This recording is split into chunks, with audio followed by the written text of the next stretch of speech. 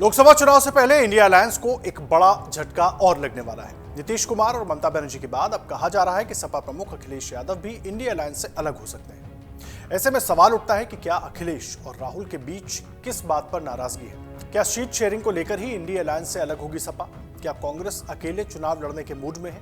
इन सभी सवालों के बीच आप जान लीजिए कि जब राहुल गांधी इन दिनों अपनी भारत जोड़ो न्याय यात्रा यूपी में निकाल रहे हैं, तो ऐसे हालत में भी इंडिया अलायंस में फूट को लेकर क्यों सवाल उठ रहे हैं? दरअसल मामला यह है कि कहा जा रहा है कि सपा और कांग्रेस के बीच सीट शेयरिंग पर बात नहीं बनी, जिसके कारण अखिलेश यादव अभी तक यात्रा में शामिल नहीं हुए।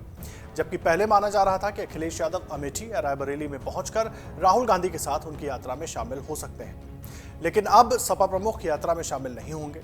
पहले अखिलेश यादव ने खुद कहा था कि वो रायबरेली या अमेठी में इस यात्रा में शामिल होंगे, लेकिन सीट बंटवारे पर सहमति न बनने के कारण वो यात्रा का हिस्सा नहीं बने।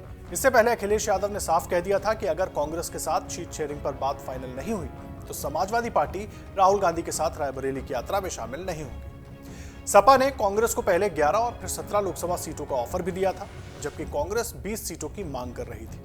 सीट शेयरिंग को लेकर सपा नेताओं और कांग्रेस के नेताओं के बीच देर रात तक बातचीत हुई, लेकिन सीटों पर सहमति नहीं बन पाई। सीट शेयरिंग पर पेंच फंसने का असर अब न सिर्फ दोनों दलों के रिश्तों पर पड़ रहा है, बल्कि इसका प्रभाव अब भारत जोड़ो न्याय यात्रा पर भी दिखाई पड़ता दे रहा है।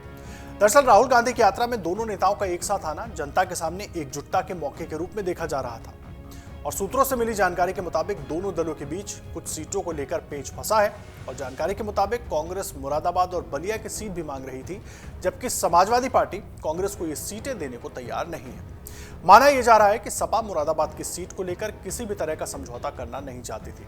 इसके अलावा कांग्रेस बिजनौर की सीट भी चाहती थी। सपा इस सीट को भी छोड़ने को तैयार नहीं थी। बात बनते बनते अटक गई। पेच बस इन 3 सीटों पर ही फंस गया। यानी कुल मिलाकर देखा जाए तो यूपी की 3 लोकसभा सीटों को लेकर कांग्रेस और सपा में सहमति बनती हुई नहीं दिखाई दे रही। तो वहीं दूसरी तरफ कांग्रेस के कद्दावर नेता जयराम रमेश का बयान सामने आया, जिसमें उन्होंने कहा कि बातचीत जारी है और अच्छे माहौल में जारी है।